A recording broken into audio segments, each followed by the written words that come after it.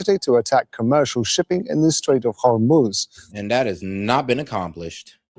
Iranian media is reporting that air defense systems have been activated near Iran's Bushehr nuclear power plant. Now, in a moment, we're going to be live with Kimberly Halkett at the White House and Mohammed Val in Doha.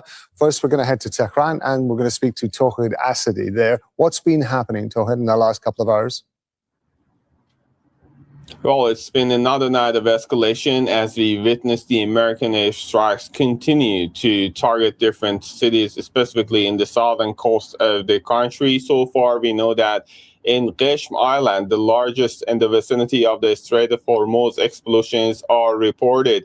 Also in southeastern parts of the country, in particular in Sistan Baluchistan province, in two cities of Chabahar and Konarak, according to local sources and the state news agency, at least 14 explosions have been reported. And when it comes to, again, southern coast, we know that in Bandar Abbas, the most important, or at least among the most important port cities of the country, again, very much similar to the past night, to the previous nights, we've got explosions happening. Also, we know that in Sirik, which is another important geostrategic city, given the fact that it oversees the Strait of Hormuz, explosion sounds in the vicinity of the city are being reported at this point. We know that over the past nights, specifically over the past 3-4 nights, we are dealing with a rather intensified. Hey, and shout out to oh my golly wow. Hey, okay, that one's funny. But all right, he says, will rockets fly in the Bab-el-Mandeb Strait, Yemen? Well, let's see here. I'm gonna be honest with you, most likely, because Yemen has already announced that they're going to shut down the strait. I mean, they're not playing with us. And you know, when the Yemenis guy come out and just start yelling all loud, I mean, you guys know what I'm talking about. Actually, let me see if I can go ahead and pull it up real quick, because I ain't gonna lie, that guy is turned. He's turned. I ain't gonna lie, I gotta respect it. The man is turned. But no, yeah, but pretty much the spokesman for the Houthis pretty much came out and says they will be blockading Saudi Arabia out of the strait. So they're pretty much going at it with Saudi Arabia. Now, here's the thing. They specifically said Saudi Arabia, so I'm not sure if they're really going to dedicate themselves to, blocking out everybody. Because we can go to the maritime traffic right now and then make sure I refresh the page. Like, well, this is the strait right here and people are still going through. But the problem is, though, that the Houthis can just start attacking, well, worst case scenario, these ports over here. And that's going to cause oil disruption, or they could, just close down the strait that's like right next to them, which they have not done yet. So I'm not really sure, what all that talk was about, but they did make this announcement. So we're going to have to see in the coming days that they're actually dedicated to this.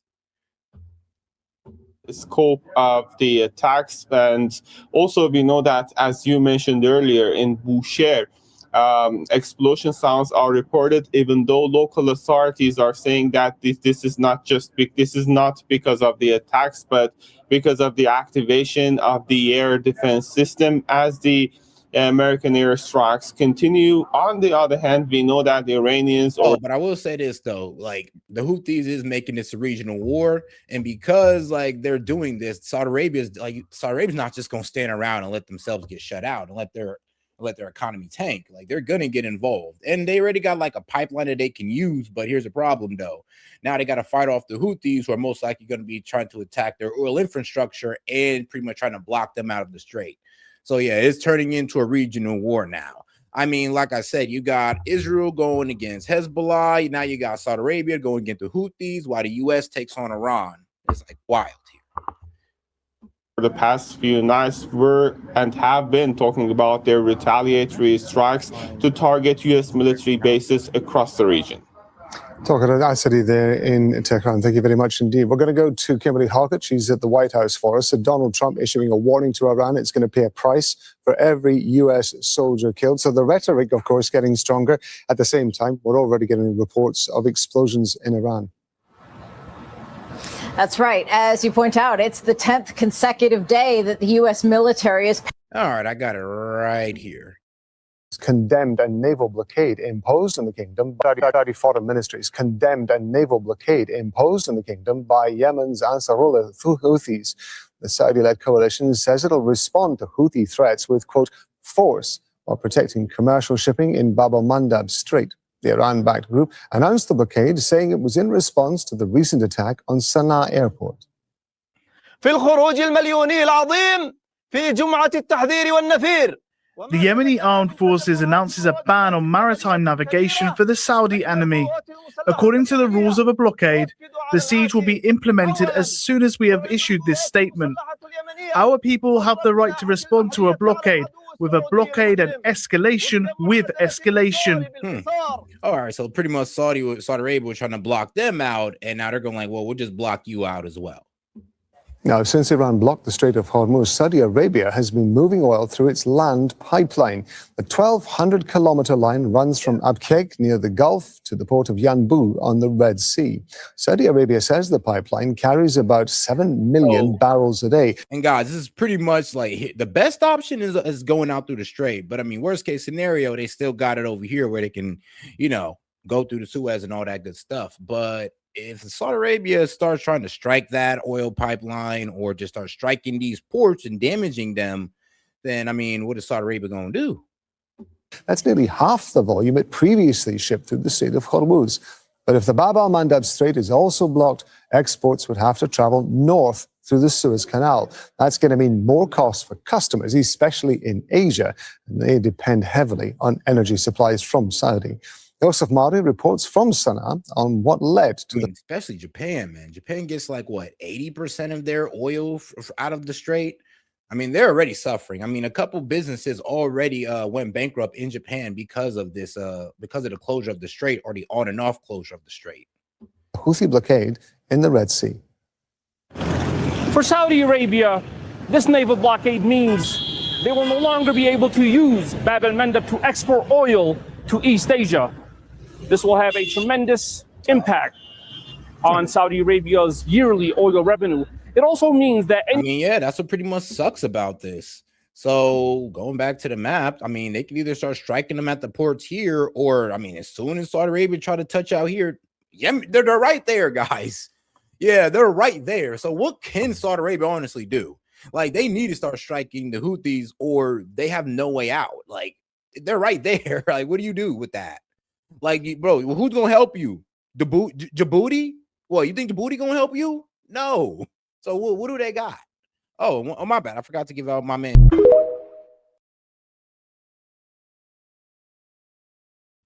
Oh yeah, guys. And you have any question, comment, jokes, or disagreements? I'll be happy to read it out loud and engage with it. Appreciate the support. any nation, any shipping company will not be able to export to Saudi Arabia. If they attempt to trade with Saudi Arabia through Bab-el-Mandeb, they will be prevented and turned away at Bab-el-Mandeb. Actually, hold up. Actually, oh shit, I think I did see that. Let me make sure.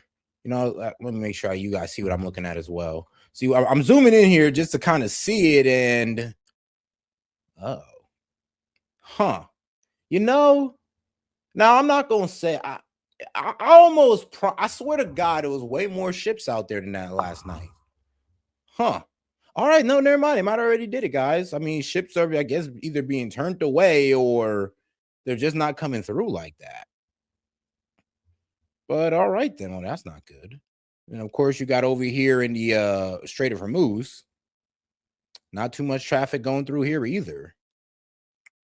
Okay, yeah, guys, I ain't gonna lie. They might have shut that thing down, like officially shut it down. Oof, that's tough. All right, then. All right. All Yemeni people want to end the Saudi blockade on Yemen in all its forms, to import food items and medicine, and to allow airports to operate again for sick people and other travelers.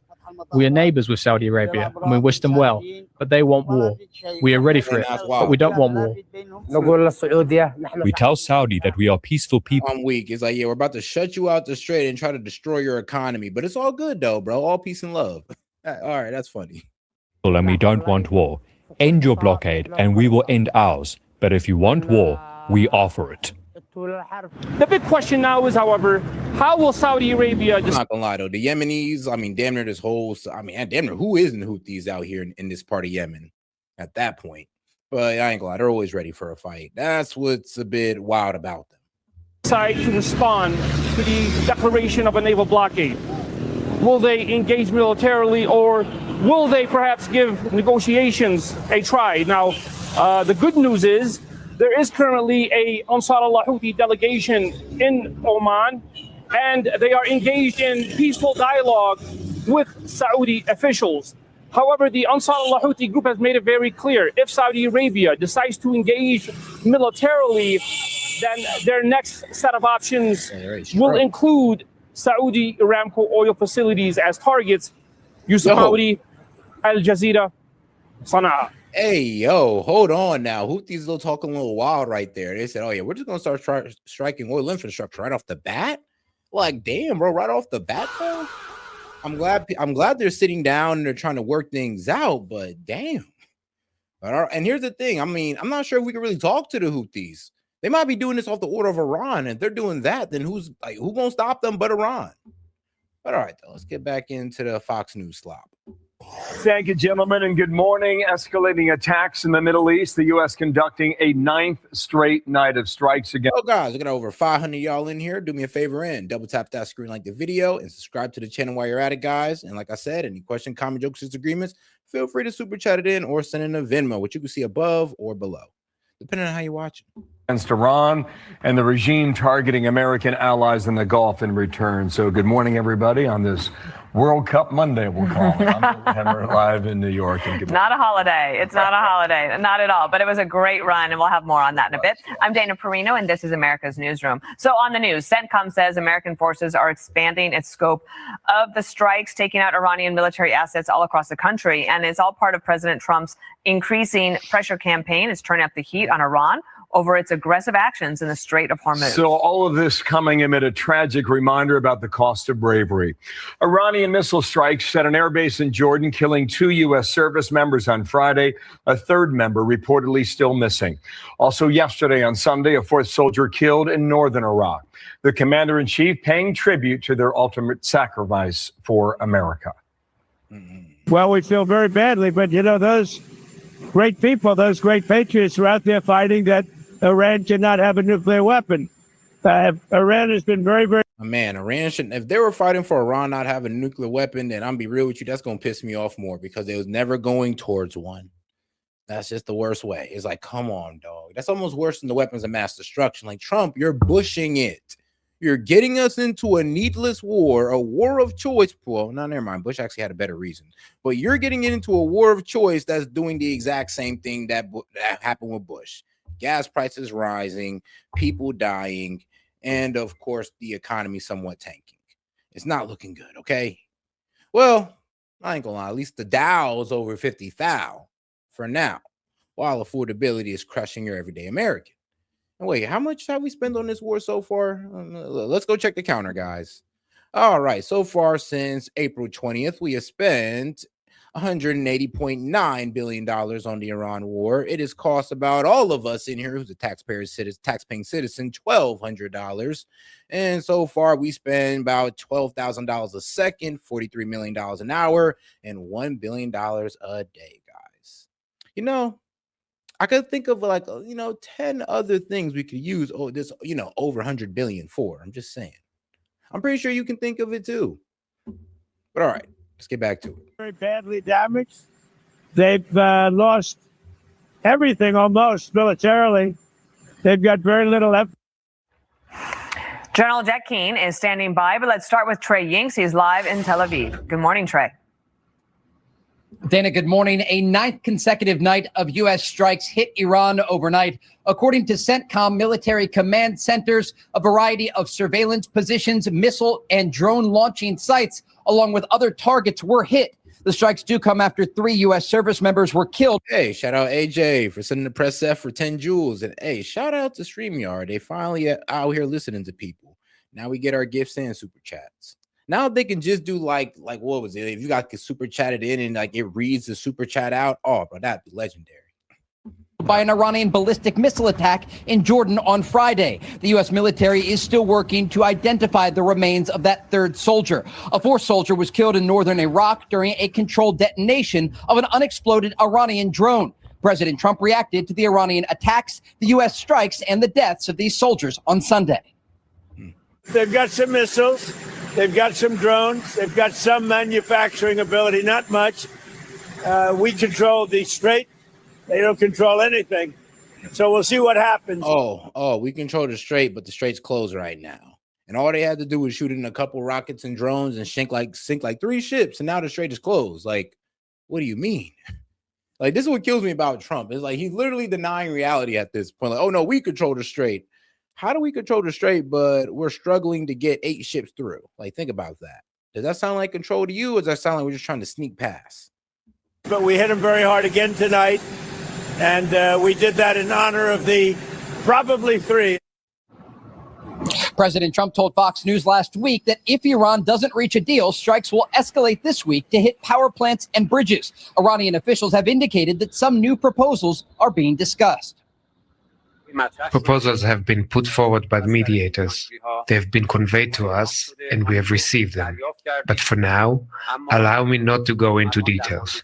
What can I confirm? That in recent days, the diplomatic apparatus has remained active, and that ideas have indeed been conveyed to us by several mediators. The Iranians are saying publicly mainly the Pakistani and the Omanians are probably the main two. But like I said, I'm pretty sure Pakistan is just like, look, everybody in the region want this war to be over with. But the problem is that, well, it's really hard to get this war over with when it doesn't seem like either side really want to stop, and they want to just go at each other's neck until the other side submits or concedes. Memorandum of Understanding is suspended. Regional countries are reportedly pushing for another agreement, as Secretary of State Marco Rubio indicated the diplomatic path forward remains open. I think we're always open to diplomacy. It has to be real. It has to be a deal that they're willing to live by. Look, Iran a week ago was supposed to put out a statement saying that. Now, here's the thing, guys. I mean, this is gonna, I know a lot of my MAGA guys gonna hate to hear this, but yeah, you know, Iran was actually abiding by the deal. Like, bro, the ships were going through. They were paying the service fee. Now, it wasn't the most favorable thing or the most favorable, result, but let's be real with you. Gas prices were going down. Inflation was going down. There was it was a ceasefire going on. Nobody shooting at anybody, really. Okay, well, until those 2 vessels decided to go to the Omanian side of the strait. Who opened up the Omanian side of the strait? The U.S. did, because they wanted to try to circumvent around Iran to pretty much allow ships to go through without the service fee. And it's just like, yeah, Iran wasn't allowing that. They shot the ships. We fired on Iran for pretty much damaging property that isn't ours, by the way. Those weren't our ships, but we decided to get in the full-blown war over them. But really, we did it because we don't want to give up control to Iran. Straits of Hormuz would be open, that they would no longer attack shipping. And instead of doing that, they attacked 3 ships. I think that was last Friday or Saturday. So, I mean, their behavior has to change in order for ours to change. Dana, as we are speaking, there are reports of sirens sounding right now in Bahrain. Here in Israel, the military remains on high alert. Just yesterday, Israeli missile interceptors were fired at Iranian missile debris as Iranian missiles targeted the southern Jordanian city of Aqaba. Dana? All right, Trey in Tel Aviv. Thank you, Bill. So now, Dana, this is some of the video that CENTCOM put out on Sunday, some of the hits that were recorded on the ground there in Iran. Come over here on the map and we'll show you where most of the activity has been from over the weekend. Strait of Hormuz, that choke point, yet again, is the focus point. As you can see, the number of reported and confirmed hits here right on the Iranian side of the Persian Gulf, right here in the Gulf of Oman. A few other hits right here across the border from Kuwait and Iraq. And one other interesting point here in the town of Tabriz, this is about 325 miles northwest of Tehran. There were underground missile sites that were apparently targeted by the U.S. We'll wait to see how successful those might have been. In return now, the Iranian... here's the worst thing. The problem with these underground missile sites is that we can't really destroy them. All we can do is close the entrance. And then what do Iranians come do? They just sweep the entrance off and then start using it back again.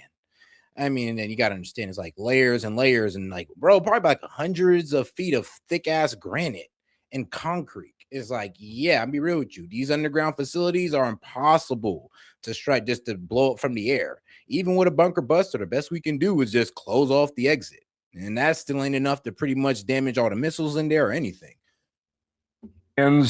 struck. Hey, you know what would help? Boots on the ground. Go right in there, fight them, you like blow the whole thing up, and there you go. But who wants to put boots on the ground though? It's just, trust me, it's not going to end well. I know I made it sound easy, but it won't be. Back as well. Keep in mind, all the yellow dots on that map behind me, these are all U.S. military bases throughout the region, from Jordan up into northern Iraq, many around the area of Kuwait, Bahrain, and into the UAE. What we're hearing from Kuwait and Bahrain is that missiles were incoming. We believe none of those missiles made much of a contact. What Trey just mentioned in Aqaba down here is in southern Jordan. That was a place where a known hit took place over the weekend. With regard to the blockade, it's still in place now, runs roughly from this point in Oman up to the border between Iran and Pakistan. What the military is telling us that there were 6 vessels redirected as of Sunday, and 1 other vessel was disabled. Why that happens, sometimes they don't pay attention to instructions or obey the commands, and therefore they are fired upon. We do believe, however, that so it's a blockade because Iran pretty much blocking this, and now we're just blocking all the way out here. It's kind of hilarious what we're doing. It's like, really? So once again, we're just putting a blockade on top of the blockade and thinking that we're doing something. The same blockade you said was going to destroy Iran's economy, but didn't do a damn thing. Okay. Dozens of ships, vessels carrying oil over the weekend, and other ocean-going craft. Ideas, I see. Some of them moved through the Iranian passage. Some of them went through the international passage. So a bit of a mixture here again through the Strait of Hormuz. Jack Keen's with us now, Fox News senior strategic analyst. And sir, on a Monday, good to have you start our day with us. 9 straight nights, sir, is not insignificant. Do you see this conflict much different than it was a week ago? Well, certainly, yes. Look, we're taking a restock of what's happened here. But first of all, we went to a ceasefire on April the 7th after 39 days of military operations. And the reality was we went into a diplomatic phase that lasted almost 90 days. And out of that, we did get a signed document, the Memorandum of Understanding. And what was in there was one agreement, and then 60 days of negotiations to get to the tough future agreements. But that one agreement was the Straits of Hormuz.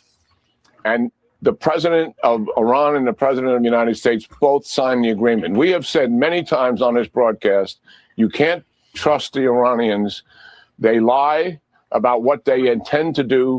And even if they sign a deal, they likely will not comply with it. And I kind of hate this logic because it's just like, oh, well, you can't trust them inside. You can't trust them outside of a deal.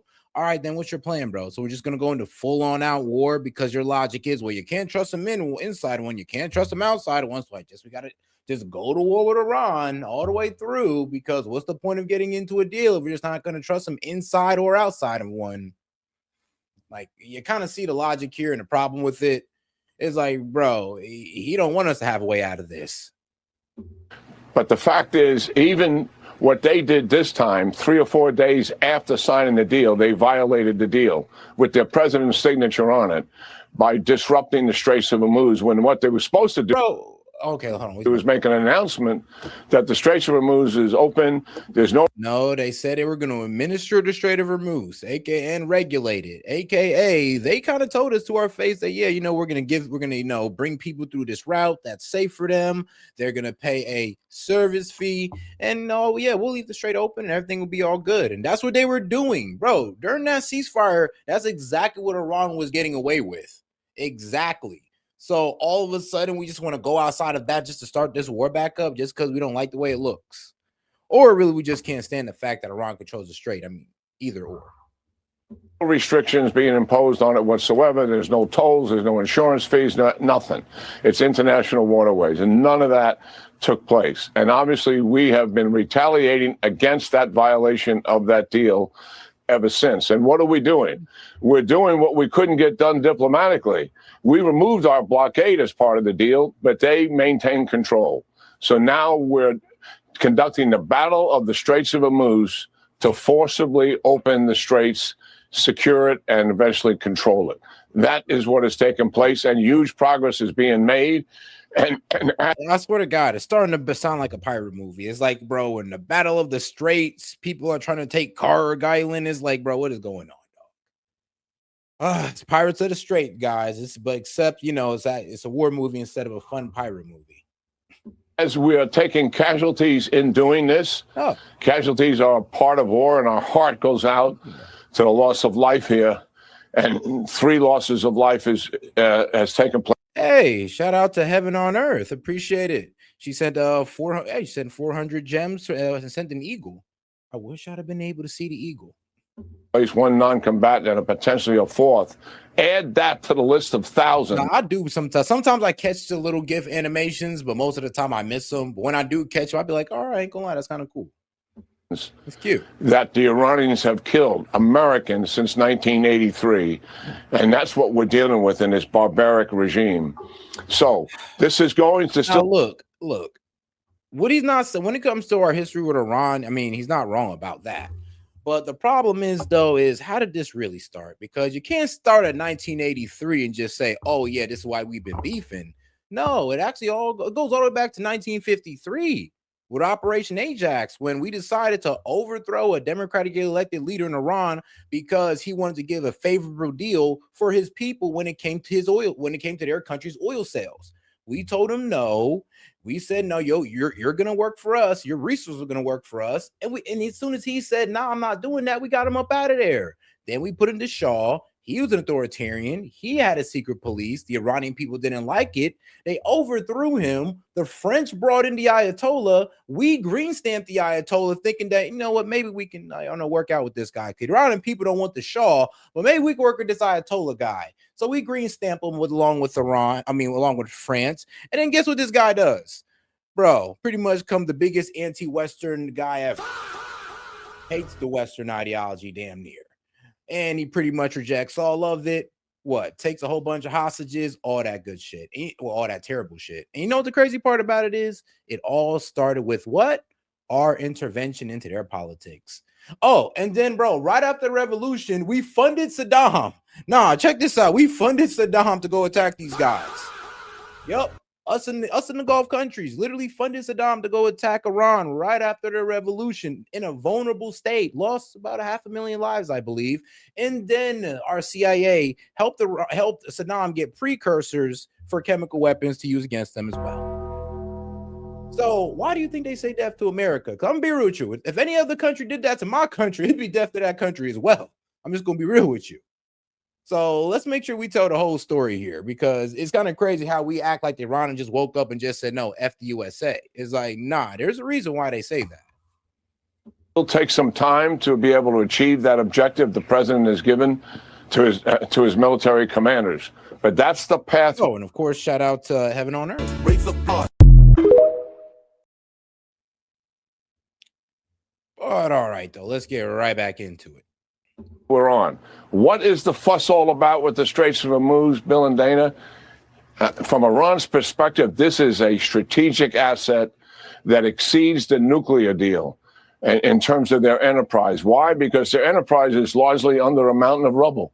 But this is a means for them to have influence in the region and control the distribution of oil, something they have always wanted to have. And look, I'm sorry, but you can't say that. You can't say, oh, there's something that they always wanted to do. No, it's not. Like, I'm gonna be real with you. They didn't do this until this war popped off. If this was something that they always wanted to do, why didn't they do it during the 12-day war when we struck them? If it's something that they always wanted to do. I mean, well, why didn't they do it before this war? Because they wanted to use that as a deterrent. What Iran told us was like, look, we will attack your bases and we're gonna go ahead and close the strait if you attack us. What did America say? We said, bet we can beat your ass before you can even do it. And look where we're at. They're wanting to fight for it. Yeah. The Ayatollah put out this statement. Of course, he's not been seen since those initial attacks, but he said this, now that the American enemy seeks to ignite war and endure heavier costs, it should know that the Iranian nation and the resistance front have unforgettable lessons in store for it. Could you speak to there's some anonymous reporting in the Washington Post today about our munitions and our capabilities, which, of course, I'm sure the Ayatollah in some way is figuring into his calculations? Yes. I can't speak to the specifics of it because I don't know. It's not that I'm not revealing. But what I have been told is that in the time that, obviously, there's 90 days we've been conducting a diplomatic effort, that we've come to full magazine depth, again, and the Israelis are at full magazine depth as well. That is what I know. So I think we've got to ask the administration about it. I'm confident we can execute the mission the president has given us in front of us. And the reason why I say that. But all right, guys, before we let this guy finish, you know what? Let's go ahead and get right into this next video, because you know what? Since we're going to war with Iran, a lot of people don't understand Iran whatsoever, or the history of